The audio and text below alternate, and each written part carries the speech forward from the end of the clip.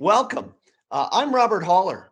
I'm the executive director of the Canadian Water and Wastewater Association. Well, I'll start all over. Uh, I'm Robert Holler, executive director of the Canadian Water and Wastewater Association. For those of you that are Canadian water professionals today, you know that we are your national voice in Ottawa for our water sector.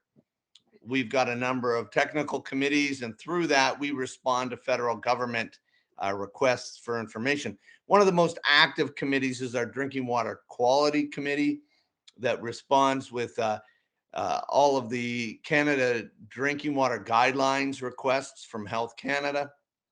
And a subcommittee of that group has been working on today's topic, which is safe drinking water through quality management. I'll just take a second to tell you that as your Canadian Water Wastewater Association, we have a number of events coming up. Oh, before I get further, I should say I'm sitting here on the banks of the St. Lawrence River, just south of Ottawa. It's on the traditional lands of the Anishinaabe people, and I'm just upstream from the Mohawk territory today. Gorgeous afternoon, but I know we have an international crowd that's calling in, so I'll say good morning. I'll say good evening to all of you.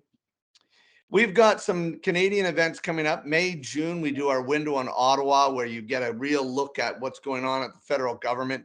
Not what they did last year, but what they're doing now and what they're hoping to do over the next couple of years. Then in the fall, we're going to have a real live event. We'll be in Halifax, Nova Scotia for the National Water and Wastewater Conference. I really hope you can join us there.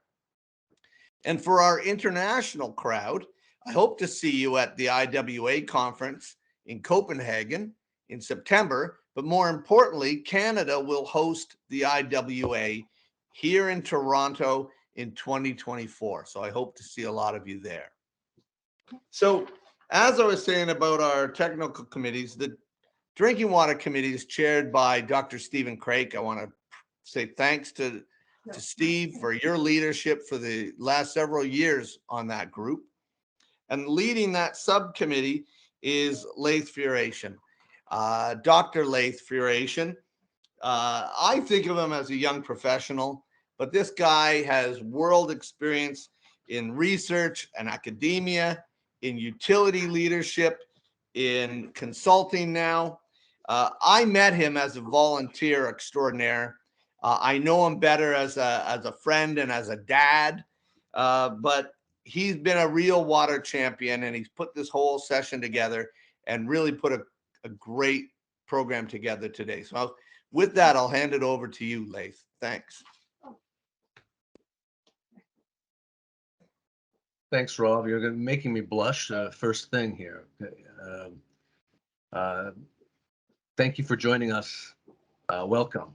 My name is Laith Furation, and I'm with Stantec, and I'm speaking to you from the traditional and unceded territory of the Squamish, Musqueam, and Tsleil-Waututh nations here in Vancouver, Canada. If you've ever wondered how to define safe drinking water or how it could be defined, if you've ever pondered how to prioritize your efforts to keep it safe and similar questions to that, then you've come to the right place. Over the past 25 years or so, there has been a development of a body of knowledge related to the subject of drinking water quality management that internationally, that unfortunately, with a few notable exceptions, has remained poorly known, little understood in most of Canada, actually North America. It's been almost 22 years, if you can imagine, since the Warnecke tragedy, and it's been nearly 20 years since the completion of the Warnecke inquiry. And part 2 of the Warnecke inquiry report devotes a whole chapter to the subject of drinking water quality management. And I am told that all the recommendations of the inquiry report, including this chapter on drinking water quality management, have been implemented in Ontario for some time now. And again, with the international, just like the international experience, these accomplishments remain, I think, unfortunately, poorly known, with a few notable exceptions outside of Ontario. So we're trying to address that. There's also the matter of that things are always continuing to evolve outside of North America and in Ontario. So this symposium has been organized by a subcommittee of the CWWA to address this deficiency. I'd like to just briefly acknowledge two notable Canadians in particular. One of them is Duncan Ellison, the other is Steve Rudy. Duncan is the former executive director of the CWWA and was a champion of this subject, is a champion of this subject in Canada and internationally. He participated in the bond meetings. You'll hear about that later. Steve Rudy not only was directly involved in the development of the Australian framework, as you'll hear about, which became quite influential internationally, but he also served on the expert panel for the Walkerton inquiry for Justice Dennis O'Connor. And it was actually his recommendation, actually, in a talk about 10 years ago. He was recommending that all young professionals, or young professionals in general in the water sector, familiarize themselves with the contents of at least the part 2 of a report from that inquiry. And that's what led me personally to this subject. So we're fortunate to have assembled a formidable lineup of speakers both today and tomorrow, who have successfully, I think, embraced this tall order that I gave them to distill their significant experience into a 15-minute presentation, which was quite difficult to do, but I think they all did it very well. So I hope you enjoy that. So the presentations are all pre-recorded, but the presenters are all with us, and we'll be able to monitor any chats, potentially elaborating or addressing specific questions later on during a dedicated live Q&A. We'll start out with a conversation that I had with Don Bursill about the formative early days of the Australian framework. We'll then hear from Dan Deere, who will talk about, where do you begin if you wanted to create a quality management system from scratch? So this will be helpful for people who have never heard of a water safety plan or are not familiar with the elements of a quality management system for drinking water. We'll then hear from Annette Davison, who will build on this by saying, if you've got a risk-based quality management system that specifically looks at drinking water quality, then rather than creating something from scratch, you might want to incorporate that into an existing enterprise risk management system. Then we'll hear from Jim Graham from Aotearoa in New Zealand, Aotearoa, who will discuss how New Zealand is evolving its drinking water quality management approach to away from a compliance measure and back towards what it was originally intended to be, which is a risk management tool to optimally protect public health. We'll then have a brief Q&A live where the presenters thus far will be able to address specific questions moderated by myself. And then we'll have a presentation by Christobel, Ferguson, and her colleagues demonstrating the application of a risk-based approach to the management of what is arguably the most important element of a multiple barrier approach, which is source water protection.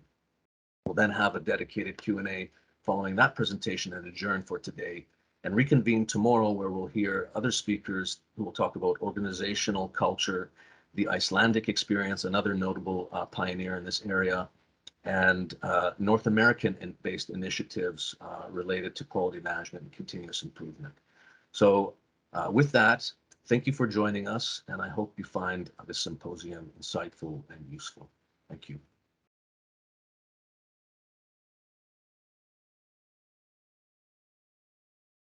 So greetings, everyone. Thank you for joining us.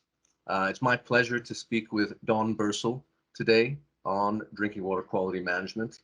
Don would like to be abundantly clear that he is retired, has been for several years now, but has graciously accepted the invitation to speak with us regarding to provide his unique insight into the drinking water quality management initiative that started in Australia. Don his career spans some 40 years in the water sector in Australia. He is the recipient of many accolades.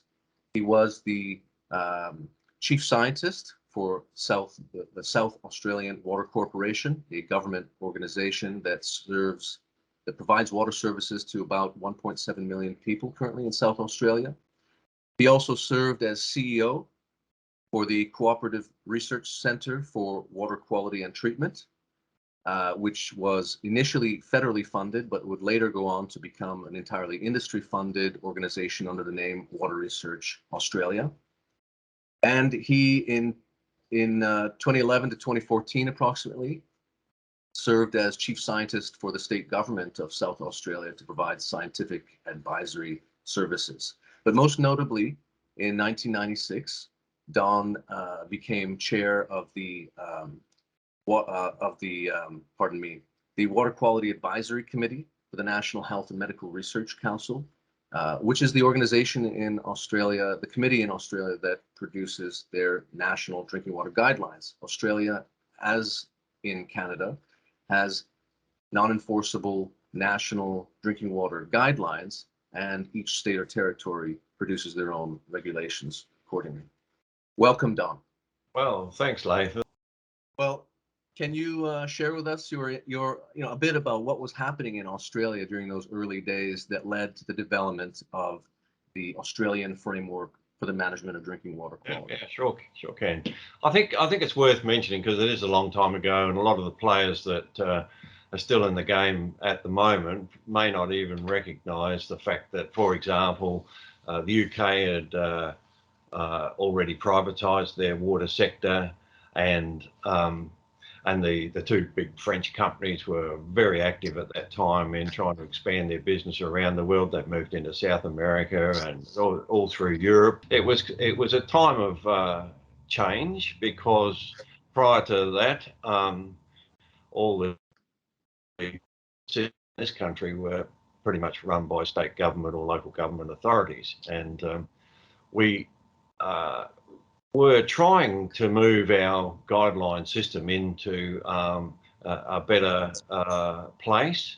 And the 96 guidelines revision, for example, was followed very closely on the WHO, but it had a lot of good advice in there for system managers to use. Unfortunately, we made a bit of a that's Aussie for mistake. We made a mistake to produce a summary document that opened nicely at the middle of the with the guideline values there, and we found out pretty quickly afterwards that was all that most people would ever look at. Now at this time when we're talking about in the late 90s, if you went to a conference there, we had generally three streams: a drinking water stream, a wastewater stream, and a management stream. And those decision makers at senior executive level were all going into the management stream, and they weren't engineers mainly anymore. They were usually people with master's degrees in business management, and they'd be talking about privatisation, economic reform agenda, international exchange rates and interest rates and things like that, because it impacted on the cost of money to fund expensive infrastructure. And this all worried me, especially when in that time frame I got invited up to the executive panel of SA Water to give them an update on some water quality issues. And at the end of it, the deputy chief executive, who was an old one of the remaining old stages that had been there for a long time, he made an observation to his colleagues as I was leaving the room. He said, "Do you blokes realise that this is the first time in 2 years that this executive panel has discussed a water quality issue at all?" And by that time I was heading out the door, and I thought, crikey, it's not very comforting for someone whose career was around water quality management to know that all the decision makers in the organisation are focused on things other than the business that they're supposed to be in. And I worried about that. Now, I should say that I think that conventional water treatment facilities are pretty robust, flocculation, filtration, disinfection. And if you're lucky, and a lot of people are lucky for a long time in this game, everything goes okay, nobody gets sick, and there's no trouble.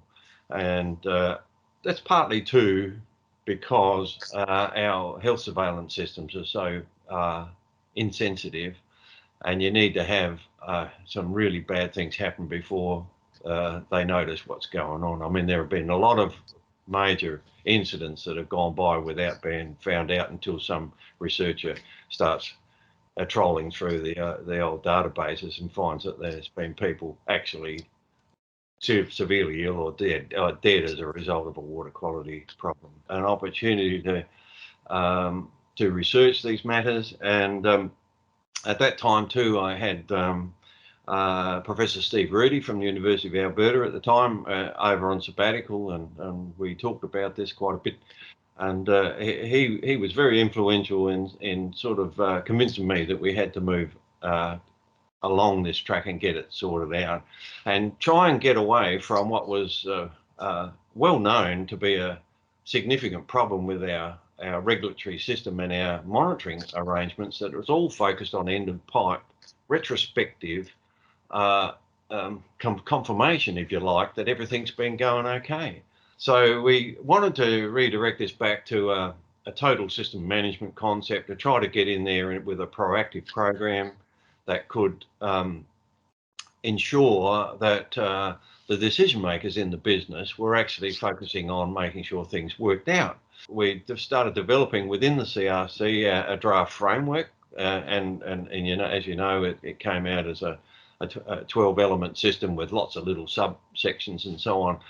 But collectively, it's a total quality management system, but like HACCP and ISO systems as well, but particularly developed around the drinking water production side of things. How would you describe drinking water quality management? Or in other words, how do you view the role of drinking water quality management in ensuring the safety of drinking water? Well, I think there's a few principles to think about. One, you know, people don't expect to get sick from drinking water out of a tap, out a public system certainly in wealthy countries like Canada and Australia, and so that's one point. The second point too is that the development of safe, reliable water and wastewater services has been the most significant developed in the last 100 years in improving the average lifespan of humans in wealthy countries, and that's worth keeping in mind for people who work in the industry. Perhaps even someone in a water filtration plant perhaps don't realise that this is all a part of what is one of our most important public health instruments. And there's a hell of a lot of responsibility behind this. And if you fall asleep at the wheel and something goes wrong, the implications can be very severe. And so it's worth keeping this in mind, I think. You have to understand your system. So the framework gets people to focus on knowing where that water's coming from, what sort of things can go wrong with it, what happens in transit. There are lots of natural barriers, and so it was a question of trying to get a mechanism into the drinking water guidelines that if they were going to be complying with the guidelines, it wasn't a question of complying some of the time with the output of your efforts, but you had to comply with the process of understanding, you know, doing your risk-based analysis and going through the whole process of working out what the interventions had to be to make sure that potential contaminants in the system can be dealt with adequately to meet the target values that you set. Can you share a little bit about how the Australian framework has influenced international practice? Well, yes, I could let you know that, you know, in the planning stages of this, we were aware of the fact that we actually needed strong industry support to start with to get the thing through the NHMRC that you mentioned. That's one thing, but we also didn't want to be sitting in the international community with a system that nobody else was using, or maybe didn't even have any regard for. So there were a couple of things that a colleague of mine, John Langford, who was CEO of a newly formed association called the Water Services Association of Australia, and they got started almost about the same month in 1995 that the CRC got established, and he encouraged us to invite the World Health Organisation's review committee out to Adelaide to do a workshop on our draft framework, which we did do, and that was a successful event. And he also was a member of chief executives of utilities thing that was European and I think North American based, and he raised it with them the fact that we should get a broad group together in Europe to talk about this framework and try and get acceptance in North America and Europe. And both those things were done. The World Health Organization workshop was a success, and out of it we had two of our people put onto the review panel, and they've made a long-standing contribution since that time to WHO, and it led to the water safety plans section being brought into the 2004 revision. On the second set of meetings, there was two meetings in the end held in Bonn, one in October 2001 and the other one 2004, and that led to the publication of the IWA document on the Bonn Charter. It was an interesting meeting because I think a lot of the representatives from various places wondered why they've been brought in to listen to discussion about water quality management. The German fellow, a good friend of mine, sitting next to me in the meeting, he was particularly concerned. I think he had some regard for what I was doing, but I think he felt that maybe Don doesn't really understand how things work in Germany, although I'd been there many times. He said, Don, he says, I must say, this is all okay, but in Germany, we have already lots of regulations, lots and lots of regulations. And we always follow these things, not like the damn Spanish, So we don't need more.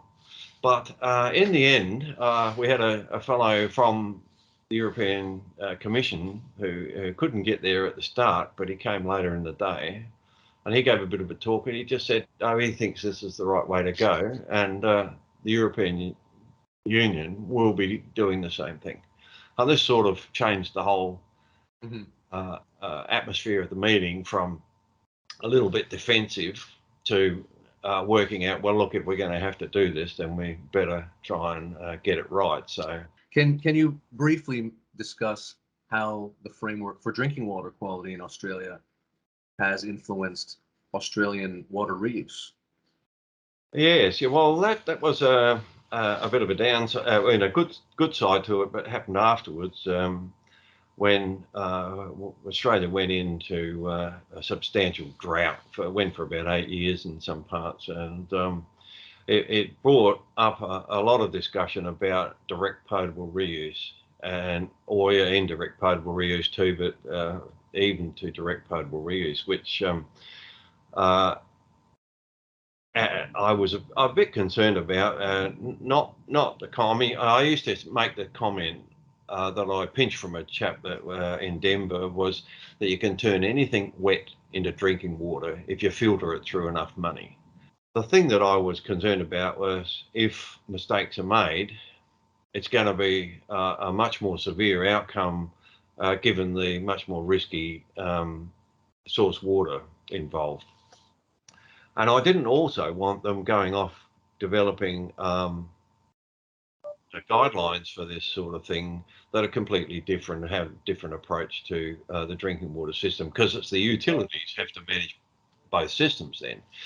So fortunately, I was invited to chair a subcommittee of the national group that was working on these recycling guidelines, and I talked them in the end to following the same 12 element structure, and that's part of our system now as well. So it was a really good thing. I think the little interesting anecdote that I can tell you about that, though, is the chairman was taken sick a day or two before he had to give a presentation on these guidelines, this water recycling guidelines, to a council of ministers from around all the state authorities and the federal government. And he couldn't do it, so he rang me and said, look, can you get to Sydney to make this presentation on my behalf? I did it.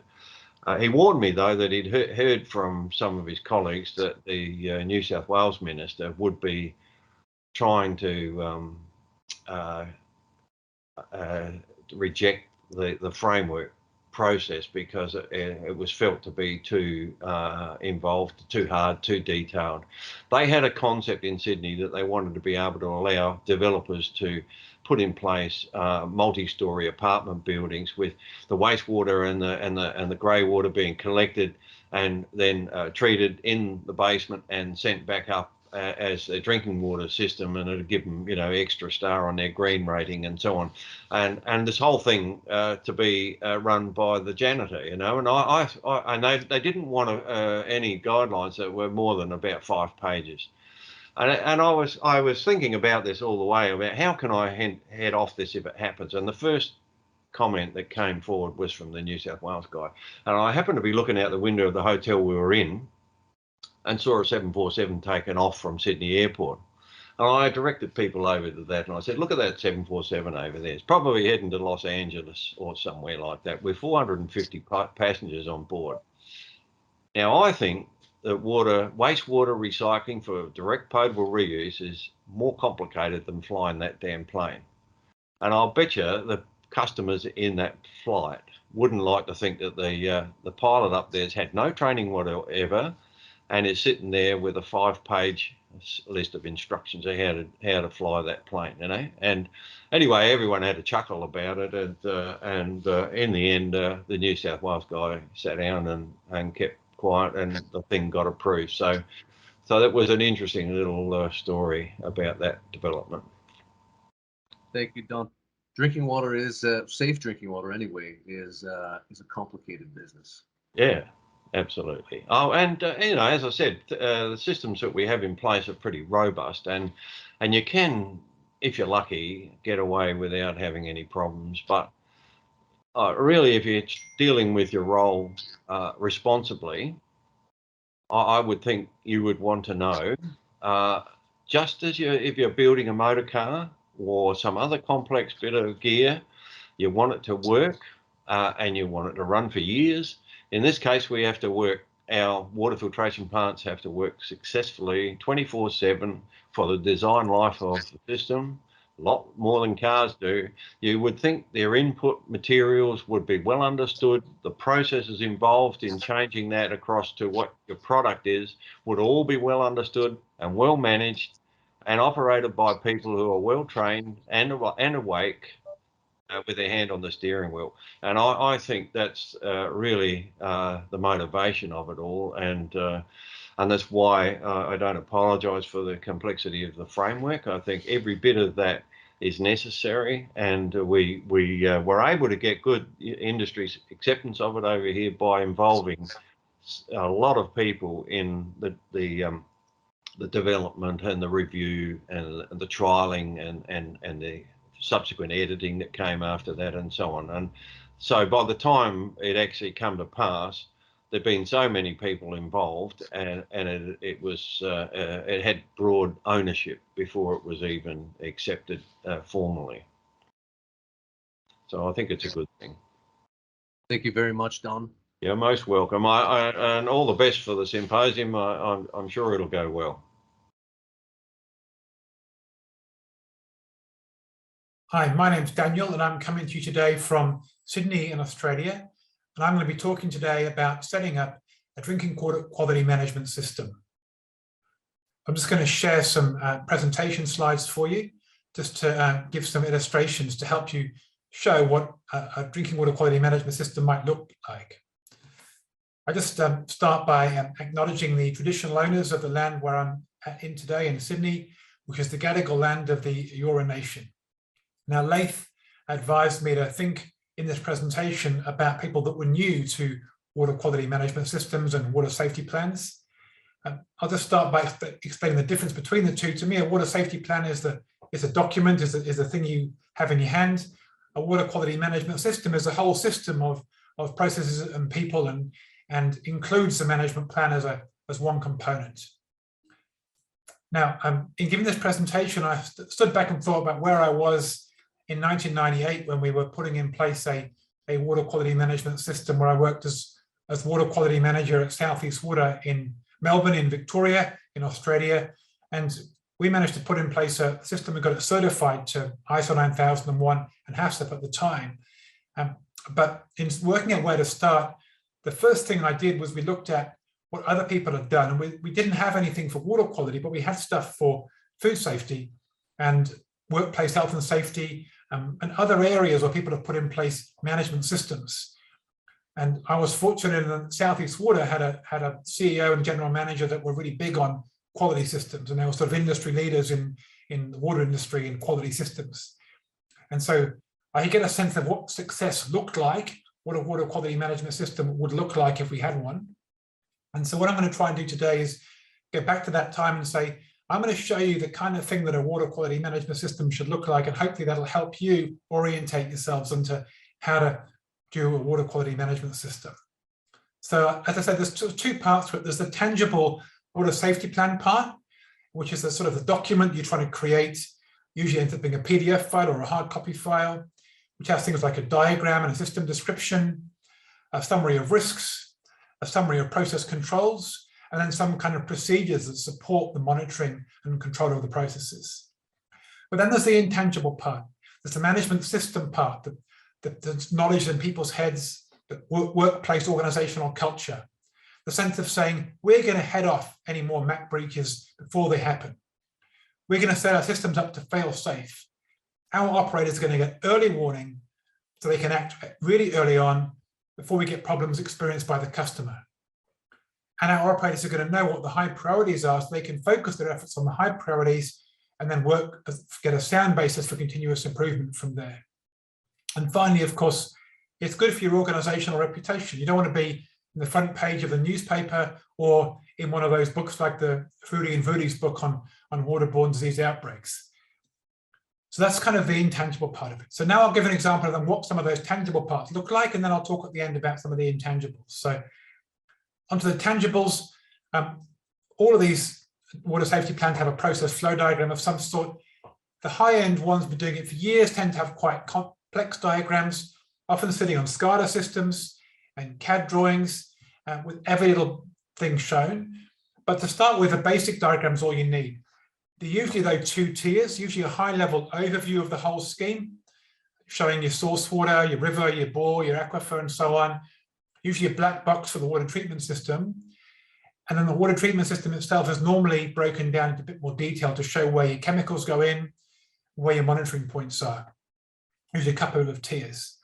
A key lesson there is to make sure you keep it real by verifying that diagram. So get out there with somebody who's a local operator who knows the system well, but also recommend somebody, maybe a head office type person, or maybe somebody from another organization to be a new pair of eyes to sort of pick up things that might get missed by the local person and ask them to sign it off, to take accountability for its accuracy.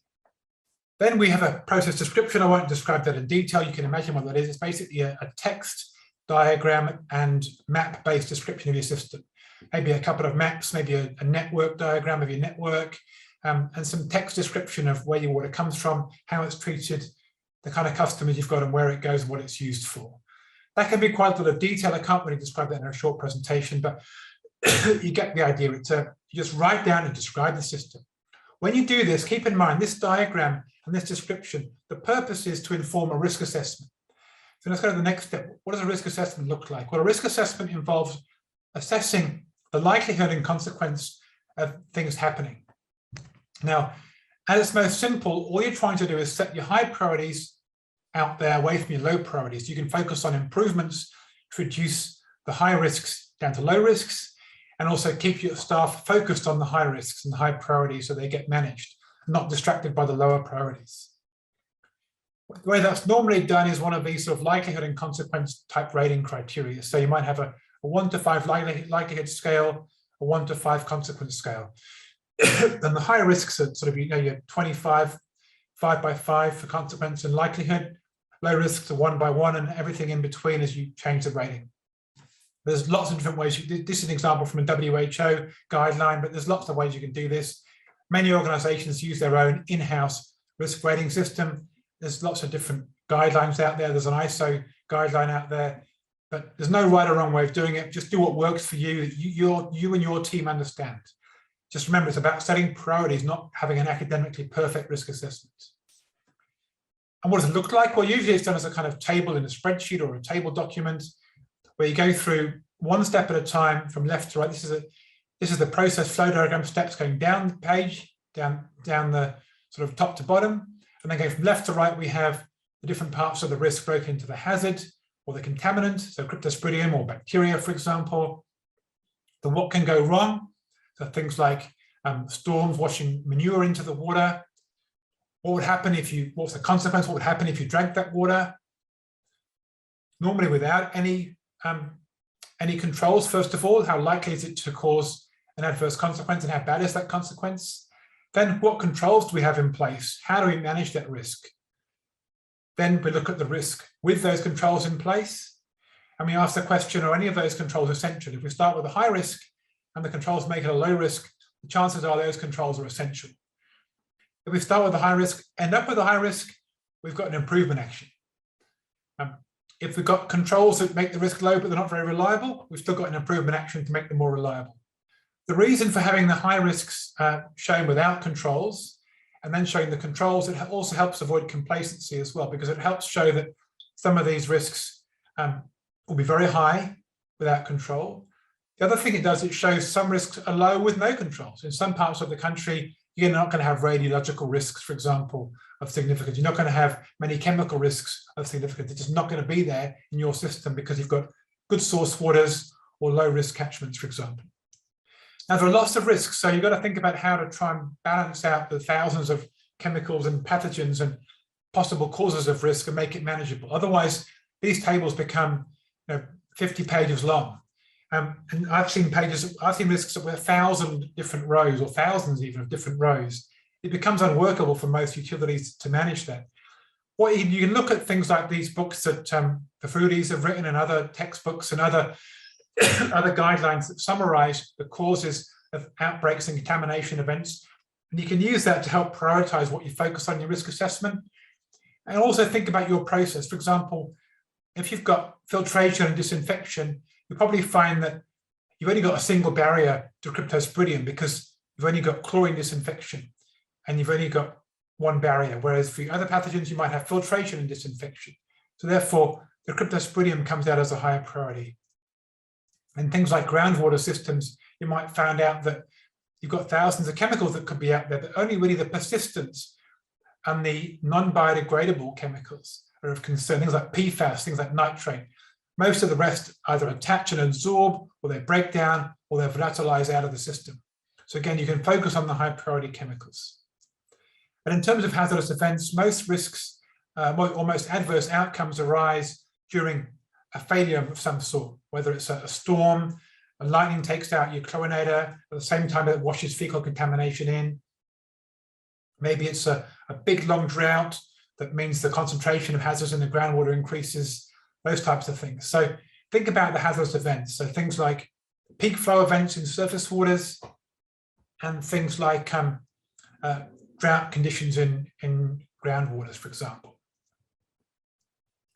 Once you've gone through that process and pulled out your priority risks and pulled out your priority controls, you've then got to say, now the real work starts. Most of the risk assessment is kind of academic. You can look at that and review that every few years, update it whenever something changes in your system or when you get new information or new guidelines come out or something like that. But your process controls have to be there day to day. So now we're starting with the real hard work of making sure we've documented our controls. We define what they're controlling, what hazards they're controlling, and put in place some kind of monitoring process to ensure early warning in the event of a process control failure. We've then got to set some kind of limit on that monitoring process, whether it's a a measurable value, like a dose of UV, for example, or whether it's an observable parameter, like let's say the state of something in the catchment, or something like the state of the vermin proofing on a water tank, for example. If it goes wrong, you need some kind of correction that's defined, a process control correction. It might be a diversion, it might be a repair or replacement, it might be a superchlorination, it could be a range of things. If the control fails, or if you find out after the fact, it might involve notifying the health department. They're going to justify those controls. The Canadian Drinking Water Quality Guidelines cover most of those controls. They've got very good guidance to cover most of those. Or you may divert to some of the US EPA material, or some of the good practice guidance that the CWWA and AWWA and others put out there as good practice guides. Most of the information is available in industry guides to tell you what is a good control, what does good look like, and put that in place. There may also be some improvements required. For example, you might need to improve your system security, your power security is a common failure mode that we see. And other areas might need improving, training, awareness, whatever it might be. So that can be an action that you might take weeks, months, or years to have put in place, but at least you've captured it in this formal format. Now, these process control summary tables, they can be quite lengthy. They can go on to pages and pages because you've got to have the detail in there. They aren't always that user-friendly. So that often gets put into your water safety plan and gets updated at periodic intervals or referred to during incidents. Or if there's a contamination event, for example, or something goes wrong. But day to day, you normally have some kind of simple user-friendly guidance, whether it's a wall chart, a checklist, a logbook, something simple like that. And so in the end, the water safety plan, what you're producing as a final output for the operators is a simple set of guidance tools that can be used by incident controllers, duty operators, whoever needs to have that information to hand. They can refer back to the more detailed information if they need it. So put a cross-reference into the detailed information. Finally, in terms of the management system, how do you make sure this doesn't just become a document on a shelf that gets never used again and has no value? A couple of things. First of all, when you do the risk assessment, avoid the pressure to downplay the risks. You know, particularly if you're new to this, you may find many of your risks are actually quite high at the moment. You may have a lot of improvements you want to put in place over the next 5 to 10 years. So give those risks a high score legitimately and describe the action you're going to take to bring those down to a low residual risk score. Don't fall for the trap of saying they're all low risks just because it looks better. You know, it may upset people in the short term to be told we've got a high risk, but it's better to do that now and get the risk mitigated than it is to just cover it up. Secondly, when you go through those documents and look at best practice and good practice, if you show you're not meeting those documents, that gives you a good basis to go and make a business case and say, look, we've done a risk assessment, we've put our controls in, we've got some gaps between what we've got in place and what the drinking water guidelines or good practice guidelines tell us we should have in place. We'd like to make a business case to get ourselves to where we should be. Now, that may not get approved, but at least you've done your part of trying to make that case, and you've used the water safety planning process to make that case. The other thing you can do is report your near misses. If you get, for example, a dirty water event and your filtration plant just manages to get over the line, next time it probably won't. So put it down as a near miss and report that up and say, this filtration plant is struggling to meet the quality of water it's getting. We may need a second water supply option, a backup bore. We may need to upgrade our water treatment plant or an off-stream storage, whatever you need. But use the near misses and keep flagging those to keep people on their toes and make them realize this is a real living system that can go wrong at any time. And if your system's all fine, nothing ever goes wrong, then look at what happens at other people's systems, other people near you, system water utilities, and what's in the published information. Use that information to highlight to people what can go wrong. And finally, set up some kind of dashboard and reporting system for water quality management. Have formal water quality management meetings or standing items on your regular meetings as you would with things like health and safety to flag what's happening in water quality, what's going well, what's going badly, where we need to improve, and how well are we managing the risks now. Well, I hope that was a useful overview. I'll now take questions. So thanks for listening.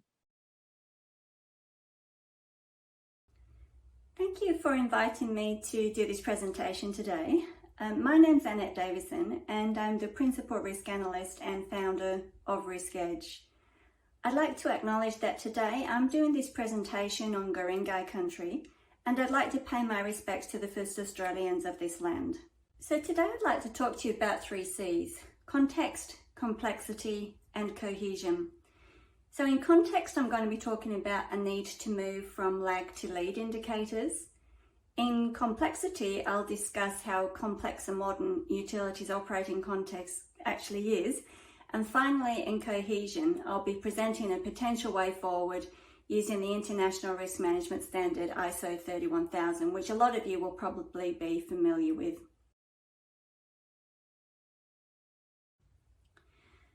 Okay, so what we've got here is a typical water supply chain going all the way from source through to endpoint, as you can see here. It will differ for different people, of course, but this is just a typical representation. So in terms of risk monitoring, what we used to do was very much, I suppose, called end of pipe testing, although it was really the tap rather than pipe per se. So we had little or no knowledge from a risk perspective of what might have been coming down the line. And so this meant that water managers were pretty much flying blind in a way, only knowing at a point in time whether the system had actually performed as planned. So what we needed to do was go back up the supply chain and see if there was something else we could do that would help us inform better about risk.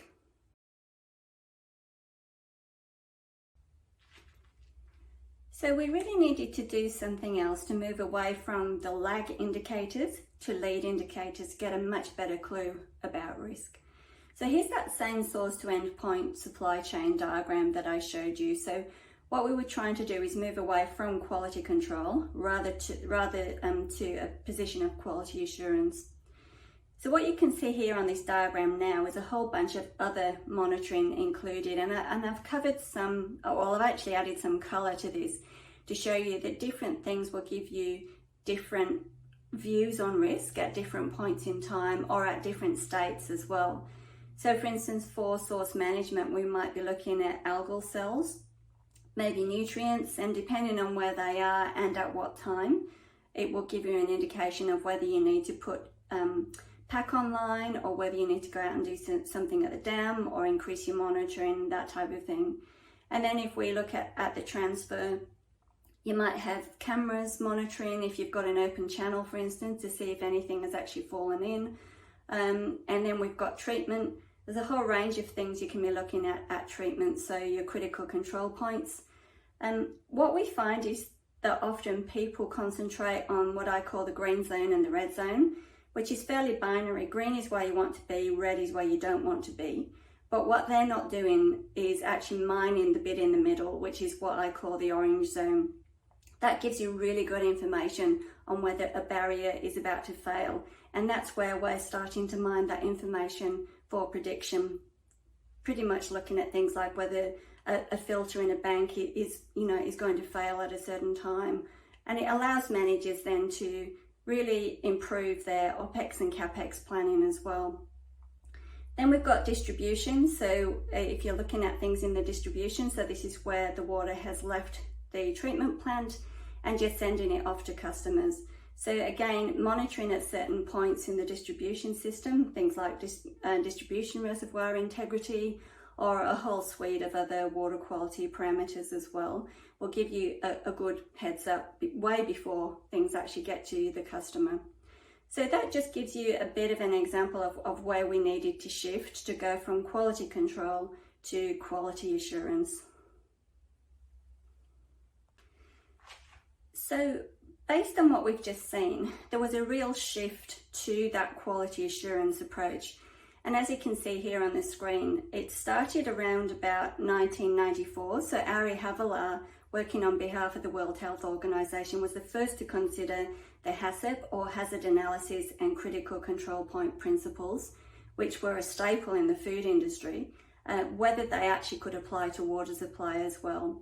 And based off the back of that work, there was a whole heap of other things that came out of that. So Dan, who's speaking today, and I were the first to consider whether HACCP could actually work for drinking water protection in Australia. The WHO was also looking at this at the same time, as was the International Water Association. So that was in 2004, 2003-ish. And then out of that, there started to come a whole range of frameworks. So there was the Bonn Charter, the World Health Organization's Water Safety Plan framework. And then in Australia as well, there was also the Framework for Management of Drinking Water Quality in a revamped Australian Drinking Water Guidelines. It was a really massive change for our guidelines, and it took us into a real, much more product fitness for purpose orientated approach across the whole source to endpoint supply chain. Okay, so I thought it would be useful just to show you what the Framework for Management of Drinking Water Quality actually looks like. So you can see that here. It's a bit of a beast of a thing because it's got 12 elements, 32 components and 76 actions. The thing though, at its core, it's risk-based. It's a risk-based framework, and it's based very much on the principles of HACCP and also on ISO 9001. And based off the back of this, we now have a whole series of frameworks in place for recycled water management, for sewage management as well. And I've been working recently with Sydney Water to look at how we can combine the frameworks and have one framework, so we actually can look at the whole source to endpoint supply chain for any type of urban water product and service as well. So it's really adaptable and it works really well in terms of meeting lots of different objectives over that source to endpoint supply chain for urban water products and services. In Australia, we've got the Framework for Management of Drinking Water Quality, which has pretty much been taken up by every jurisdiction in Australia, so state and territory. So we're a federated nation, so we have the Commonwealth sitting across the top, and then we have our state and territories, and each one has their own jurisdictional objectives. So as you can see here, we've got for New South Wales, for instance, and again, it depends on what type of utility you are. So you might be a private utility under the Water Industry Competition Act. You might be a local water utility under the Local Government Act, or you might be what we call a metro utility. So that would be like a Sydney Water or a Water New South Wales or a Hunter Water. So they have their own acts and they have their own operating licenses. But they're pretty much for drinking water all required to meet the Framework for Management of Drinking Water Quality and also the values in the Australian Drinking Water Guidelines as well. But it is very complicated, and depending on which operating context you go to, they will all have their level of complexity that you have to manage. So I think that, you know, in Canada, you've got obviously Ontario and then the requirements there, and the different states again will have all provinces will have their own requirements as well. And same in the States, you know, same in Europe, there'll be overarching requirements. So it is important to understand what those requirements are, what the operating context is that a modern utility has to work within, and then how those things can be brought in at a wider enterprise level as well. But it is complicated. So obviously one of the things you have to understand with operating context is your stakeholders. And what I'm showing here in this slide is the stakeholders that, just an example actually of some of the stakeholders that might be involved across that source to endpoint supply chain. So in the source, we might have a cross-jurisdictional, if I can say that properly, river basin authority. For some people who live across borders, you might be getting your water from another jurisdiction. And so it's important that you understand that, because there'll be different requirements but based on that transporter crossing. Then we might have, if you're collecting water in a dam, you might have some sort of dam safety committee that you have to meet the obligations for. And so all of these people have different drivers as well. Then if we come down to transport and treatment, so for treatment, for instance, a lot of people, the modern utility these days will often have their water treatment contracted out. So as an organisation, you need to know how your contractors are actually managing those things as well, because they still have to meet your operating licence, and at the end of the day, you as an organisation are responsible for the fitness for purpose of your product and service. And then customers, of course, they're an important stakeholder. They want value for money, they want levels of service. Governing that will be something like a customer charter, but also your operating license or those sorts of requirements as well as an organisation. But organisation-wide, you've got a lot of internal stakeholders as well, and we've seen a lot of this happening recently, where the water quality team, or the people who are responsible for drinking water, are finding it difficult to communicate with other parts of the business about what they want. So it sort of made us think, well, if we can introduce some sort of common language, it could help in terms of things like getting business cases approved, going up to the board, and so having the board understand, have their awareness improved as well in what's required for them to meet their obligations as well. So it's important with the stakeholders to make sure that you understand the external and the internal stakeholders, and that list can actually be quite long.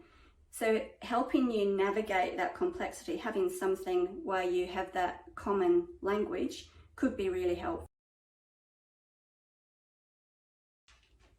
So Q ISO 31000. I'm sure a lot of you are already familiar with this standard. It's very well known now. It's a global risk management standard. So I had a lot of chats with my mentor, Greg Hutchins from Oregon, from Quality Plus Engineering. And we were talking about this vexed issue of there being so many different frameworks and management systems and things all over the world. Wouldn't it be great if we had, one thing that would unite everyone, one standard to rule them all, if you think about it from a Lord of the Rings perspective. So that was the genesis of my book that I self-published in 2020. So that was essentially the practical application of ISO 31000 to drinking water quality risk management. So this is a page out of, actually we produced a summary book as well, and this is a page out of the summary book. But in essence, what ISO 31000 does is it sets out a risk management framework. It has principles within it. There are a few things though that you need to know about ISO 31000 before you can apply it to water. It's a bit light on controls, so you really have to know what controls apply and what's expected of you from your governance and operating perspective as well. So what I always like to say is there are 5 types of controls. So there's preventive. So can you actually stop something from happening in the first place? And then there's reactive. So what do you do if something does happen? Then there's detective. So how do you know if something's happened? So that's your monitoring. And then there's supportive and informative. So supportive controls are things like your databases, your document control system, like TRIM, that type of thing. And then informative, that's where your training and awareness programs come in. So really making sure that people understand the system and understand their role and responsibility in the system as well. And then the other thing that's really important with ISO 31000 is risk versus hazard. So ISO 31000 has a definition of risk, as you would expect, and that is the impact of uncertainty. It actually says on objectives, but I think it should be on achieving your objectives. And as we mentioned before, they can be quite different for an enterprise versus just the water quality team. The other thing about it too is it does not include hazard or a definition of hazard. Now that's important to us in the water industry because we need to know about contaminants as well. So, what can get in? Could it be something that's coming in with the source water? Could you be leaching lead out of pipes, for instance? Or could you be creating conditions where you're causing a hazard such as Legionella on a glaria to proliferate? So those are the things that we need to understand. But once you've got all that in place, it's actually a really good standard. So the other thing I was going to mention as well is that we very much think about the negative side in the risk, well, in the water industry as well. So we look at what can happen for us to not achieve our public health objectives. But because the impact can be positive or negative on your objectives, that is, what ISO 31000 is actually forcing us to do is think about innovation as well, so not just the negative. So I think it's a really good approach to help us, you know, really foster innovation in the water industry as well. Okay, so I'm not going to dwell too much on this picture. It is fairly complicated, but what I've done is taken all the clauses of ISO 31000 and I've mapped them to these 4 key questions here. So the first bit is getting started. The second bit is what is the risk? So understand the context, then identify and assess your risks, work out how you're going to control your risks, and then work out whether your controls are actually working. So as I said, I'm not going to concentrate too much on this because this has been provided to you as a handout. So Leif will be providing that to you. So that just shows how it fits together and how it can work quite nicely within an ISO 31000 context.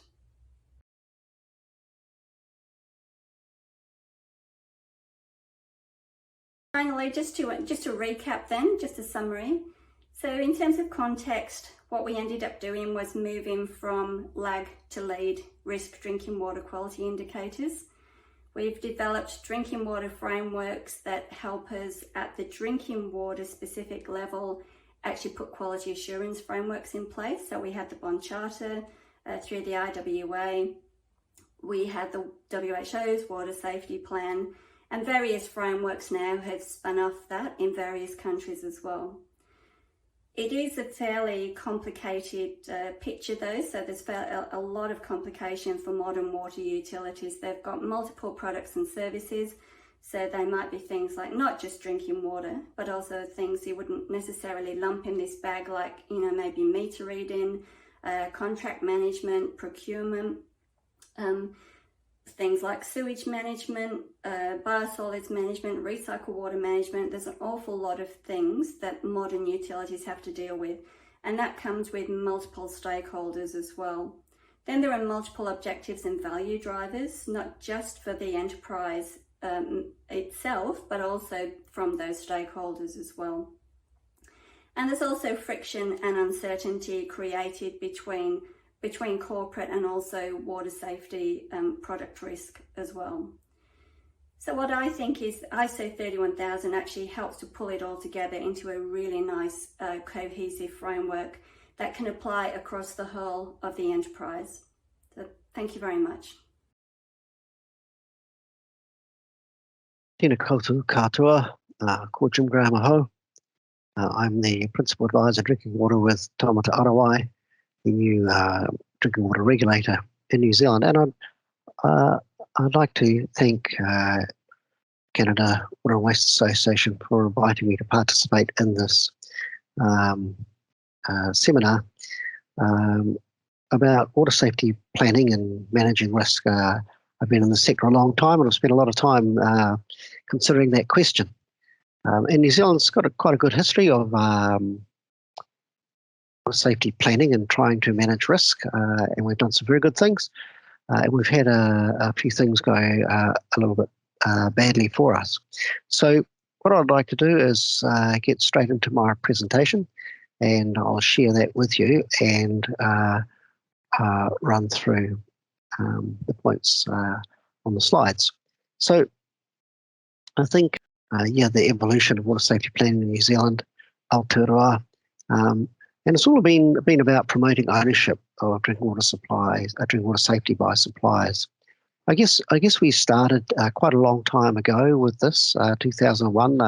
Dr. Michael Taylor, who was the person who did all of the initial work on water supply regulation and safety in New Zealand, attended the meeting in Adelaide at that time, which many of you may well have heard about, and returned to New Zealand with this idea about water safety planning. And the intention was that we would prevent the events of Warnecke from occurring in New Zealand. In other words, we wanted to prevent a large significant outbreak. Now that's important because I'll talk about it later. Subsequent events indicated that we didn't manage to do that. So the first plans were written in about 2003, and one of those was in response to the contamination of the water supply in a smallish town called Masterton.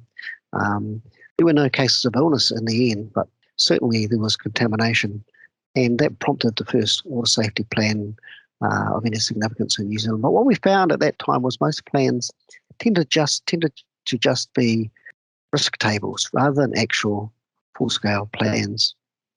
Things really picked up. In 2005, the Ministry produced a lot of resources to support the preparation of water safety plans, videos, templates, a bunch of very useful and very good resources. We had some plans being prepared, but only the water suppliers that had an interest. Water supplies were required to prepare water safety plans from legislation that passed in 2007, and the timeframes were staggered so that the smaller suppliers didn't have to come in for a few years. But there was a requirement for a water safety plan in that legislation. It was an amendment to the Health Act, as the Ministry of Health at that time was the drinking water regulator. Plans were required for any suppliers serving more than 500 people. And they were submitted to the drinking water assessors, who approved them or didn't approve them. And the assessors also had made an assessment after a little while of whether the plans were being implemented. There was a little bit of a problem with this. It wasn't apparent at first, but became apparent. The drinking water assessors used their power of approval as a lever to make water suppliers install barriers and change things. In other words, they said, if you don't do this and put it in your plan, I won't approve the plan.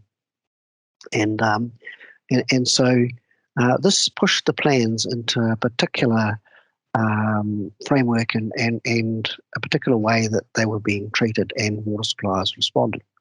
So ended up with a bit of a production line of plans, and many water safety plans were prepared. And by 2014, pretty much all of the municipal supplies had prepared a water safety plan. The Ministry of Health became more and more prescriptive about what a water safety plan should include. And they wouldn't approve a plan unless it followed a particular formula and had particular things in it. Engineering consultants generally prepared most of the plans. Some water suppliers did it themselves, but most of them were prepared by consultants.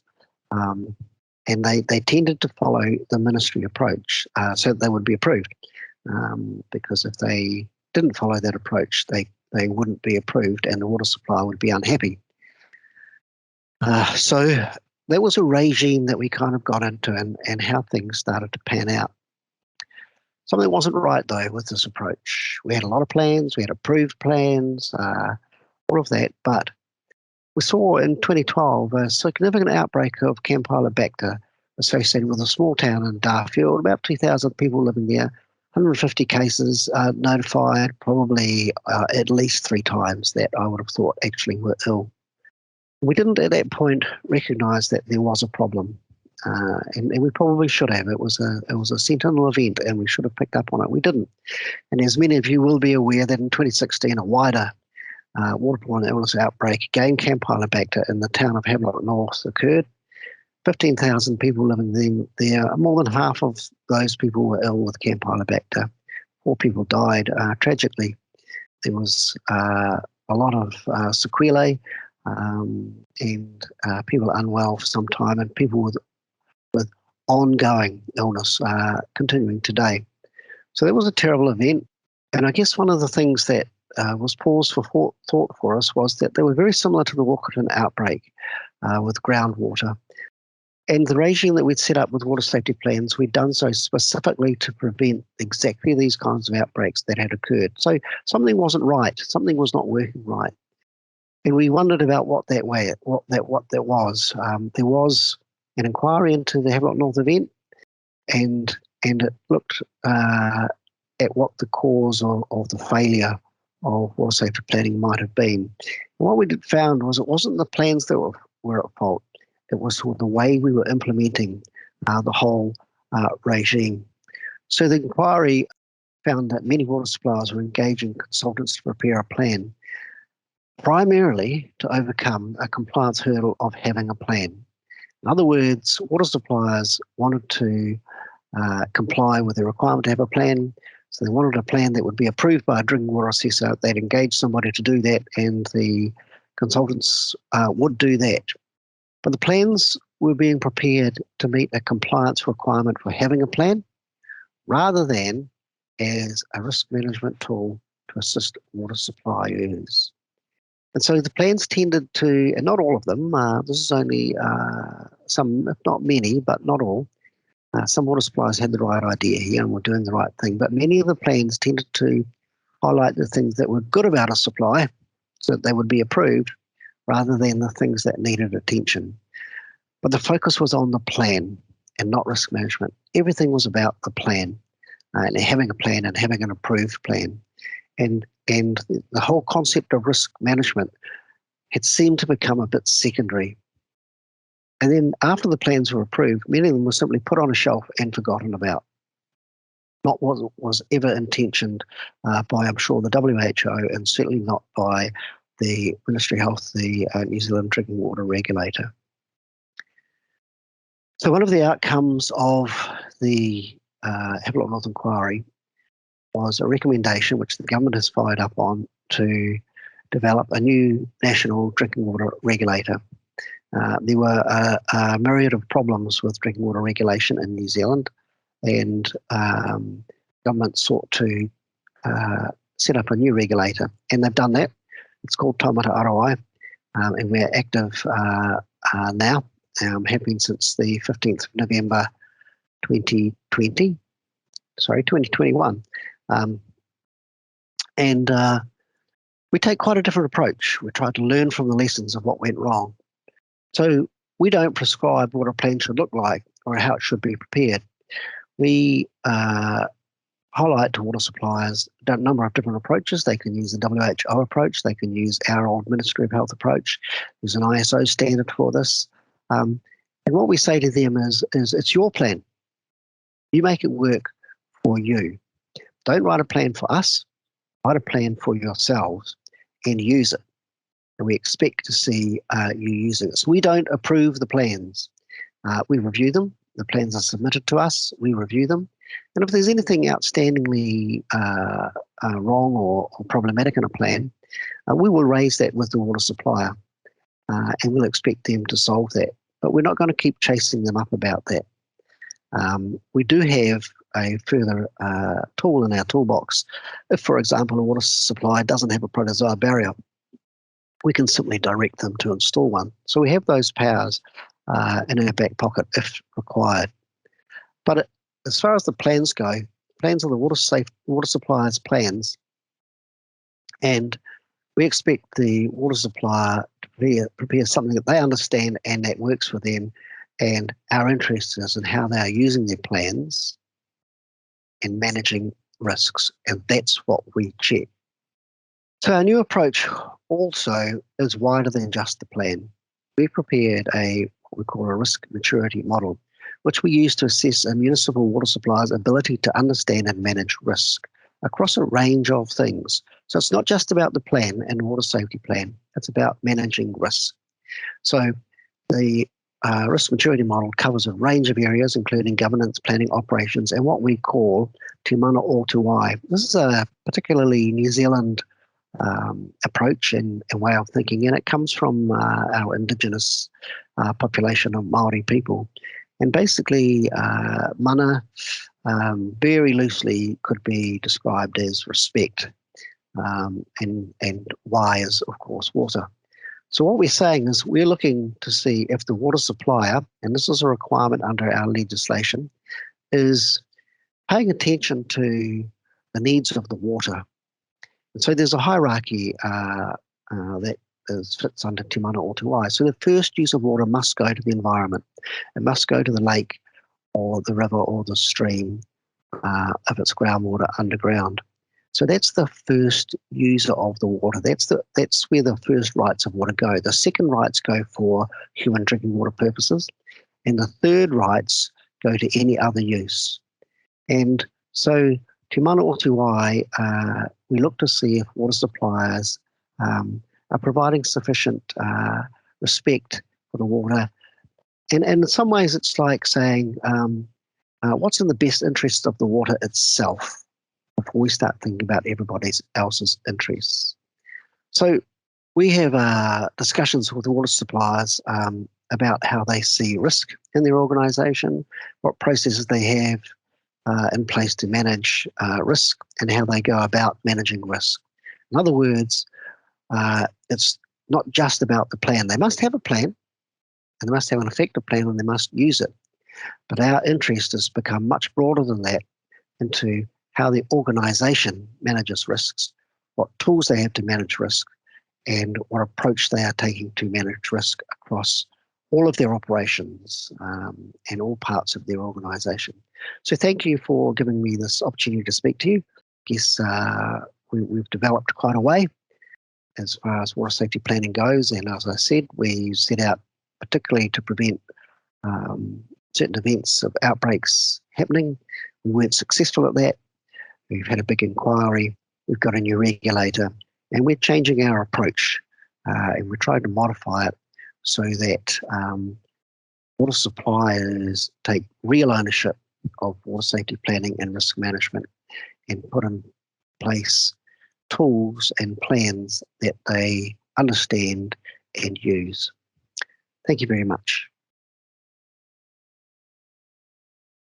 All right. Well, thank you very much to all the speakers who presented. I wanted to pause here to ask a few questions specifically to Dan Deere, Annette Davison, Jim Graham, and Don Bursill. If you can turn on your cameras briefly, we're going to just ask a few questions, one question of each of you, if you don't mind answering. I know it was very difficult to create the presentation.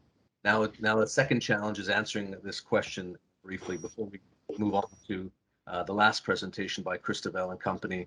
And I apologize for exceeding an hour and a half, which we will do.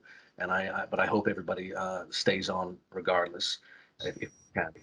So first question to you, Dan, is can you comment briefly on the need to on the issue of assembling a team to create a drinking water quality system or water safety plan?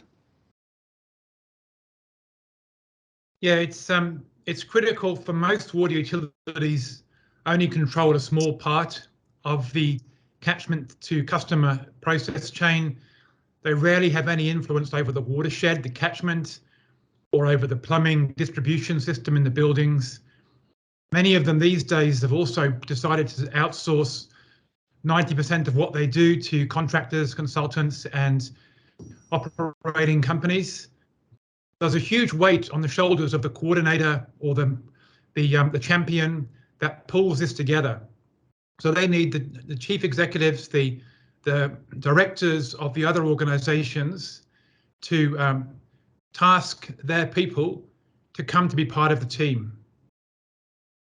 So you mean the leaders of other organizations involved in ultimately producing the water? That's right. So if you've got, for example, the water utility won't be able to get a very good watershed protection program unless the catchment management, the watershed management agencies have committed to playing their part doing that. Likewise, if the people that regulate plumbing haven't committed to managing the types of pipes and fittings that are installed in buildings, there's only so far you can go with corrosivity control of your water quality at the treatment process. So you've got to get that high level commitment first, and then the coordinating level, the next level down, can form that team with the backing of their senior management. So the two key words that I heard were leadership and commitment. Okay, thank you. And Annette, if I may, you have a system in place and you're moving along and nothing happens. An absence of an outbreak isn't a good measure for success. If somebody says, how do we know the system is working? How would you respond to that? Yeah, that's what ISO 31000 I think is really good, because it takes you back to your objectives. What are your objectives as an organisation, and asks you to review those. But as I mentioned in the talk, people aren't making good use of what's happening to that information in what I call the orange zone. So I think a lot of times people aren't aware that their systems are unstable, and then really need to go back and have a look at some of the potential chaos that could be happening that could really tip them very quickly over into a not fit for purpose product. So that's one thing I think people need to be concentrating on. But the other thing, and I think Jim might have alluded to this as well, and Dan, it's important to understand what's happened to other utilities and also to other industries as well. When you do your risk review, we always get people to think, a little bit wider as well, because oftentimes it's human factors that can really, upset your system.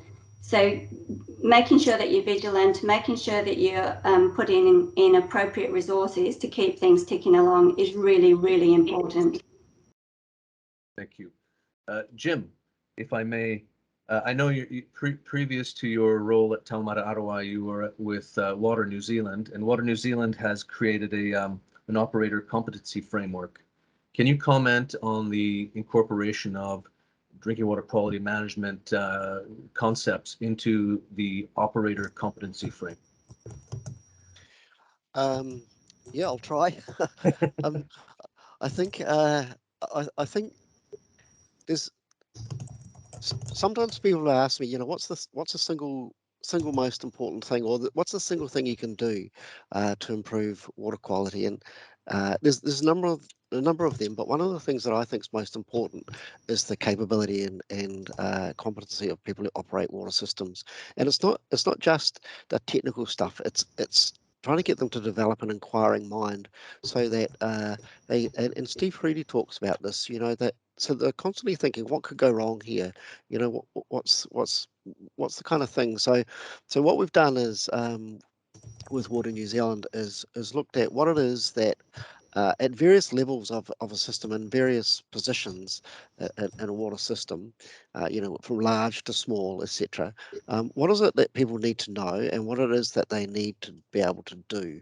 And that competency arrangement is feeding into a kind of a professional development program or a certification program for operators. And at some point further down the track, we anticipate that Aotearoa will probably require people to be demonstrate their competence by being involved in one of these operator certification programs. So I think it's critical. But you need a framework. You always need a framework. So we're trying to put together a framework that'll put some structure around that. Thank you. Don, you were the CEO of the CRC, partly developing technology for water treatment. There is, as you know, in the water sector, as in many sectors, a kind of a technological fetishism where high tech is often perceived as better, and yet there are systems that are more robust and more reliable and actually less technologically advanced. Can you comment on the development of technology to enhance the purpose of the framework? I know that might be a big question, but if you could just briefly. Well, yes, people know I can talk underwater, so the trouble is getting a concise answer for you on things like that. But look, I think I would just prefer to say something about the fact that there's a misconception among a lot of people in the industry that and those who are not in the industry as customers, for example, that a water filtration plant or the processes that we use are 100% effective all the time, and really nothing is 100% effective, and certainly most things fail from time to time, and this is why this framework or the water safety planning process is so important in making sure that you're proactive with the whole process and understand when shortcomings develop in some parts, that you get onto it quickly and fix it up. I think it was one of the diagrams that Dan showed where you see those flat planes with holes in different places, and from time to time, one of the holes, something goes through there, but it hits a blank spot somewhere else in one of the other barriers. Getting all the holes lined up, though, is when the disasters occur, and we need to be working on technology all the time to try and improve it. But the main point is that our systems are fairly robust, provided they're managed properly. And I just want to make a different comment, which you haven't asked me about, but your questions so far are touching on a few of the key tenets that underpin the water safety planning and the framework processes. And that's one, to know your system, and to ensure that the people operating it are competent and they have the right sort of people awake and taking notice of what's going on an ongoing basis, which is, systems like the 31,000 will help you with if you do it. I find it incredible as an old retired folk that we are still having the system where you outsource to consultants the process of understanding your system effectively. I mean, consultants have got a role in making sure that they provide advice to the water authority and its staff on developing their water safety plans, but to just handball that to somebody else seems inconceivable to me. I think Dan touched on this, but maybe a retired bloke can be a bit more pointed in criticising it, because you shouldn't abrogate your responsibilities like that. You really need to understand your system and make sure that people in it know what they have to do to make it work 24/7 for forever. Right. Yeah, the issue of knowing your system is often misunderstood. It includes knowing your vulnerabilities, knowing your Absolutely. Thank you very much. I'd like to now proceed to the next, to the last presentation for today by Christobel and her colleagues on what I believe is a crucial subject of source water protection. So if our other presenters could turn off their cameras, and if Kara could activate the next presentation, thank you very much. Hello, my name is Christobel Ferguson, and I'm with the Water Research Foundation. I'm here to present integrated hazard assessment and risk management for watershed source protection. And I'd like to acknowledge that this is a collaborative effort, and my co-authors are Patty Cheer, Danielle Baker, Malcolm Warnecke, and Dr. Andrew Watkinson of SEQ Water. This work is work that was done in Australia a few years back as part of an ongoing series of assessments to really manage risk in SEQ water catchments. So integrated risk management is widely acknowledged as one of the first and most important steps to managing drinking water quality using a multiple barrier approach. And source water protection is critical to providing safe drinking water. And sanitary surveys are what are often used, and the description of a sanitary survey is a systematic inspection and identification of potential hazards in a watershed to assess the potential water quality risks and enable prioritisation and mitigation of those activities, and also to provide a means of measuring in an ongoing way how those risks change over time.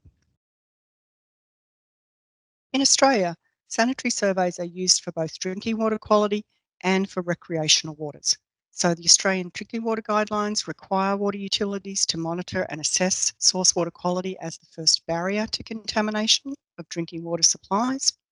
And also the NHMRC guidelines for recreational waters also recommend that risks are managed based on a preventative strategy, which includes understanding all of the potential influences on a recreational water body. The different objectives of the program are taken into account so that we know what the objective is for the water body, and then a sanitary survey approach is used to do site-specific risk assessments to be able to understand then the sources of contamination that may affect that recreational water body. And there are quite a number of methods already available for conducting sanitary surveys. As early as 1996, the WHO included some guidelines on how to conduct a sanitary survey as part of their drinking water quality guidelines. And in 1999, US EPA had a guidance manual for conducting sanitary surveys. That's also been the approach taken in the Australian Drinking Water Guidelines in 2004 and 2011. And there has also been an occasional paper put together by WASA looking at how to conduct and assess sanitary surveys in 2003. Some states in the US, including Tennessee, had guidelines as early as 2003 as well. And more recently, Water Research Australia has supported some work looking at good practice guide to sanitary surveys and operational monitoring to support the assessment and management of drinking water supplies in drinking water catchments. And I believe you'll be hearing from one of the authors of that document as part of this series of seminars. And so understanding watersheds, it's important to identify identify the source of the risks and also quantify those risks in a systematic way. And this includes both microbial and chemical contaminants, and also needs to look at both diffuse and point sources within a watershed. In the work we describe here, we have used E. coli as an index contaminant for bacterial contamination. We've included both Cryptosporidium and Giardia as protozoan pathogens, and we've also looked for chemicals, including fuel and pesticides. The first step in the process in completing a sanitary survey is to do a systematic analysis of watershed risks. The survey estimates the likelihood of the site affecting water quality and the potential consequences and mitigations, enabling the calculation of risk for individual sites. A two-phased approach was used. A field tool was designed to standardise the information collection process and to enable it to be conducted online in real time, and an Excel spreadsheet was created to convert the field observations and information into site and cumulative watershed risk assessments using the standard formula of likelihood times consequence equals risk. I'll now hand over to my colleague to continue this presentation. So how do we capture data when assessing watersheds? We have our tool, which has 6 modules that have questions that prompt the capture of information relating to typical watershed hazards, including their likelihood, so the likelihood of impacting the nearby waterway within the watershed, and the consequence to water quality if that happens. At each site, a GPS coordinate is collected, as well as site descriptors and the prevailing weather conditions at the time of the survey. We may even capture geo-referenced photos. A decision tree or decision framework is used to identify which modules need to be completed at each site. So the 6 hazard modules that we use to collect the sanitary survey information represent the most prevalent land uses and activities that we believe cause water quality problems within watersheds. So our decision framework looks like this. Got a series of questions, you're going to run through those questions, you're at site, and if you answer yes for that site, for one of those questions, you're going to be stopping and entering the information for that module at that site. When we are assessing our hazards for each module, there are 3 types of contaminants that we are considering. We're considering 2 pathogen classes, bacteria and separately protozoa. They're going to tell us a bit about the difference in risk for some less hardy but more prevalent bacteria versus more difficult to treat, hardier but less prevalent protozoa. Chemical contaminants are our 3rd hazard class. So we're out doing our field survey and we're looking at likelihoods and consequences at an individual site.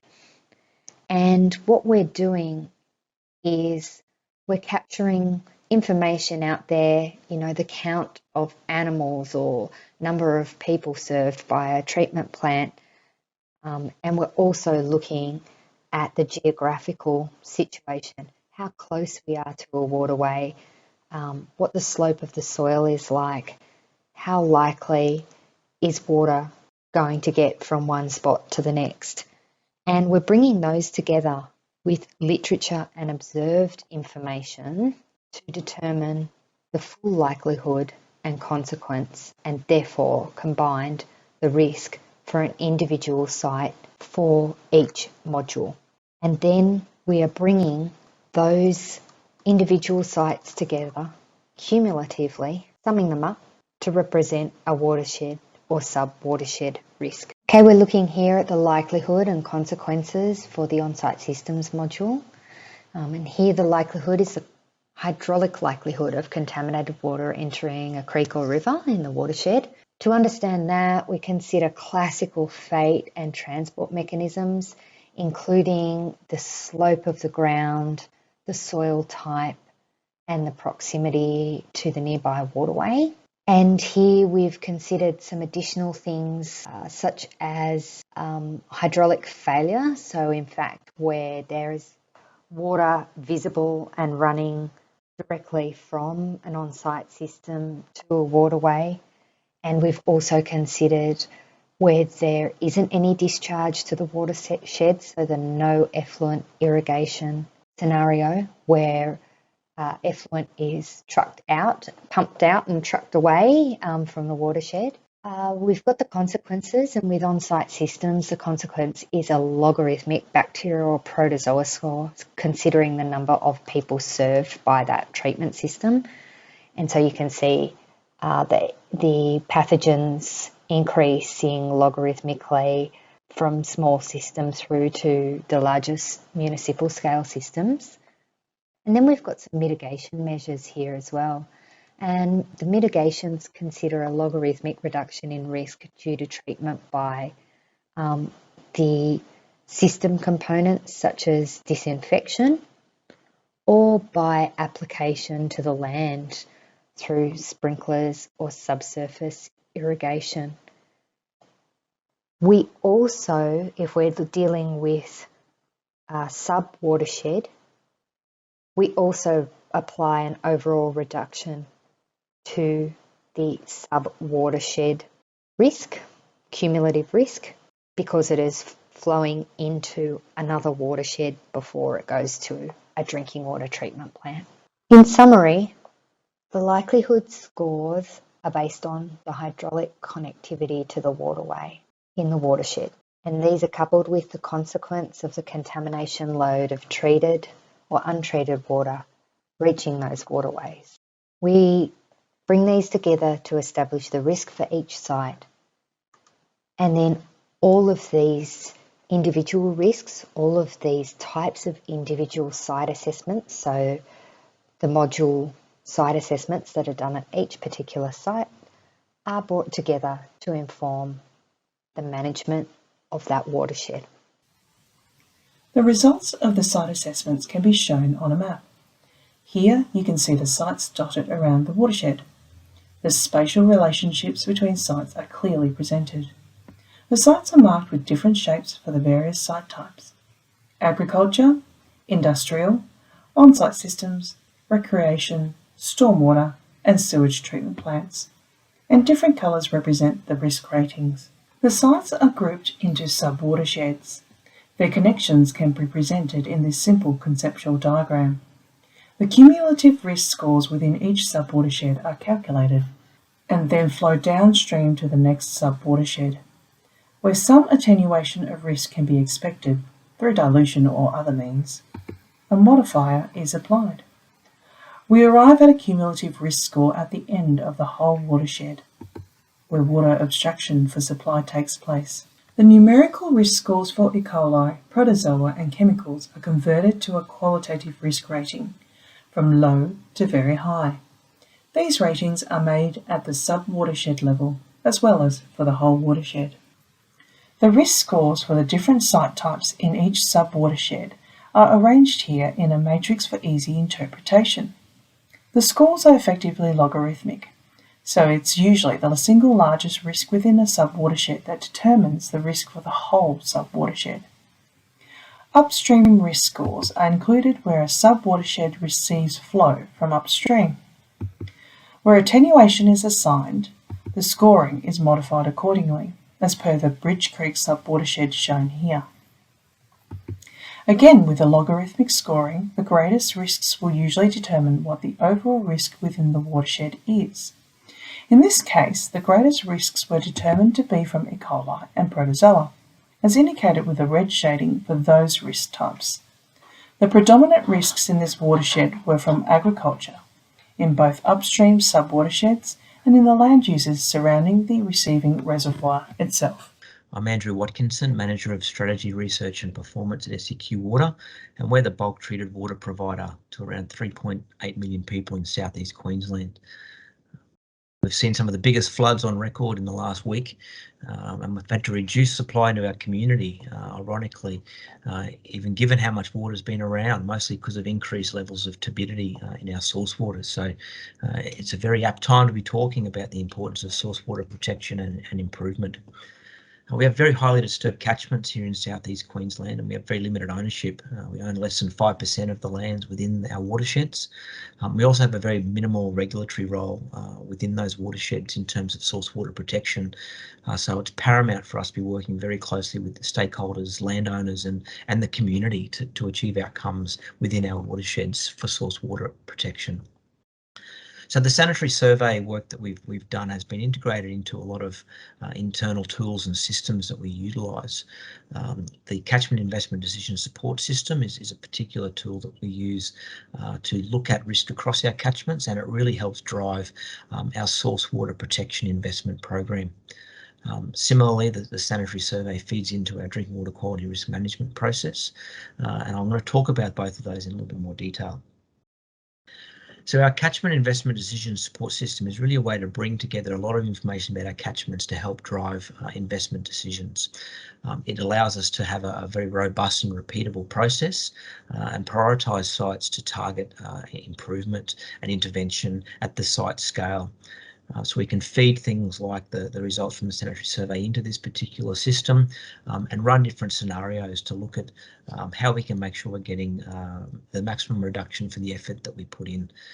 This is an example here of Broom Pocket, which we've talked about through the presentation, showing the risk on the left before we do any intervention, the base risk, and then what the risk profile might look like after we've actually made improvements at particular sites across the catchment. Also do with this system is look at the cost versus effort, and we can run different scenarios on how much effort's required over a particular period of time to get an outcome that we're seeking. We do this by using information from the literature, primarily looking at the cost per unit of intervention, but also the efficacy of that intervention at that particular unit level. And from that, we can develop these investment profiles of how much reduction we might get over time with a certain amount of investment. We've also got an ongoing monitoring and evaluation program that supports this to help try and validate and calibrate those intervention assessments on the ground in terms of cost and efficacy. One of the biggest things about working in our watersheds is that we have to be fairly pragmatic in our approach. And while the catchment investment decision support system helps us identify the areas of highest risk, our ability to work in those areas is really governed by our relationship with the particular landholders. So we work very closely across our watersheds with communicating and engaging with all those landholders and looking to work with those that are engaged and interested in supporting a collaborative approach. You can see here again, this is a map for Broom Pocket Dam, identifying those landholders where we have engaged with and have great relationships with, and those that we may not, that we need to continue to work on through an advocacy program to try and get them on board and be part of the broader programs. The main thing in this is really to try and demonstrate that there's not only improvements for the drinking water and the drinking water watershed itself, but also getting significant outcomes for the landholder and their land management. In terms of drinking water quality risk management, the sanitary surveys I've talked about feeds into a lot of the work we do in our catchment investment decision support system, but also provides and helps guide where we might conduct our water quality monitoring program, and that particular source of information is extremely important, and also helps with some of the work we do in the modelling space, such as running quantitative microbial risk assessments.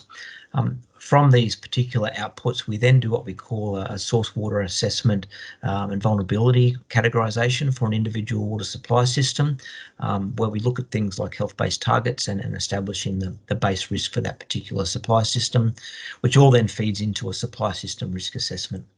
And from that risk assessment, we're able to design our operational risk management plans or HACCP plans as to how we operate the plan and manage those risks, but also look at the future and what we might be looking to do in terms of asset improvement, both in terms of what might be needed in the plant, but also circling back again to what we might want to do in the watersheds. So that's been a really important process for us in supporting our risk management. Obviously, the watersheds and those sources are really key components of any drinking water quality management or drinking water system, I should say. And understanding the risks and how we can manage those risks is very important. And the sanitary surveys has been a great help for us in that space. Particularly, as I mentioned, we've got a lot of increasing stresses such as climate change, and that's very obvious for us with the floods we're just experiencing. Things like population growth, stresses within the ecosystem from things like development and also increasing demand for water. So really having a great understanding of your watersheds and how you can manage them is paramount. As I mentioned, we have a number of tools that we use in this space, but any of those tools and systems are only as important as the data and information that supports them. So there's still a lot of work to be done in terms of understanding the key elements that feed into that, both in terms of risk itself, but also in terms of intervention and efficacy and cost. Particularly across things like different regions, climates, different types of processes that are occurring within those systems, and how they can then feed in to help make decisions with greater confidence. It's also really important to ensure that any of the tools that you're using either now or into the future are quite simple and have some very compelling abilities to demonstrate the importance of doing watershed management to those key decision makers. So while there's a lot of great information out there and it can be generated, the ability to make sure that there's some very direct and simple messages and simple evidence to present to support that is increasingly important, particularly for us where we have little ability to control what's happening across the watershed beyond our lands. So I'd just like to acknowledge the collaborative work that we did on this between GHD and SEQ Water over a significant period of time. And there's a link there that's been provided to the paper that we published based on the work that was done. You can find more information there. And also like to thank our co-workers from all the years from both GHD and SEQ Water who supported in the past, but also into the future how we apply this work. We've also provided our contact details there for all of us. So if there's any further questions or discussions, anyone would like any further information, please don't hesitate to get in touch. Thank you very much. Thank you very much for this very interesting, although dense presentation on a critical issue. Again, I apologize for exceeding the hour and a half. Christobel, and if the other, could you turn on your camera if you're here with us? And if there are any questions, if there are any, I have a question in case there are none, just a very brief one. Again, it's hard to come up with a question that you can answer succinctly, but I will ask it anyway. You know, it was mentioned, the last speaker mentioned the limited control over what happens actually on the lands of the catchment. In the system developed in Ontario, they actually included in the law in mechanisms that allow municipalities to actually control what happens on private property if it poses a risk to existing or future water sources. Other than sort of a conciliatory, collaborative approach with that, how can you comment briefly on how drinking water quality concerns are balanced with competing interests in a watershed? Yeah, no, that's a great question, Leif. And as Andrew alluded to, the catchments are pretty much all open in southeast Queensland. So many of the catchments actually have dairy farms and quite a lot of, I mean, even cattle standing in the reservoir. So they have very limited mechanisms to be able to try and control the activities of the farmers. The way they've gone about it is by providing incentives to actually basically pay for upgrades. So many of the dairy farmers have had upgrades to their effluent management on site, paid for by the drinking water utility, basically, to prevent that contamination from going into the reservoir. So it's that is the way they've gone about it, is through collaboration and through offering to actually, you know, provide grants for people to actually fix what they're doing and improve their practices. It's a bit counterintuitive if you are subscribed to the polluter pays principle. However, there is I guess some other argument that could be made that maybe the farmer had been there first or something like that. But it is a complicated issue. Thank you so much, Dr. Ferguson, for your presentation. I would like to, just because of time, thank you for all of those who have hung on till the end, which is most of you. And if you have any other questions, I encourage you strongly to address them directly to the presenters. If you have any issues, the contact information has been provided and will be provided again. The presentations that were made today will be posted online, and a link to that will be provided. And I hope that you join us again tomorrow for the second part of our symposium, and we'll see you there. So thank you again, Christobel, and all the other speakers. Thanks, Leif. Thanks for all of you joining us today.